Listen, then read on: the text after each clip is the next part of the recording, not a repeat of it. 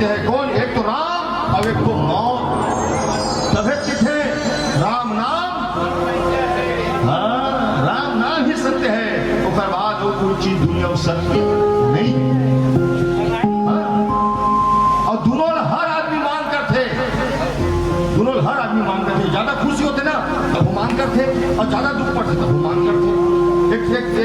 एक गेम सोच रहा था भैया, आजकल 7 करोड़ हो गए, पहली कौन बनेगा करोड़पति, है ना? सवाल पूछते, आखिरी सवाल 7 करोड़ पूछ दी, जवाब देने वाला भी जवाब दे दी।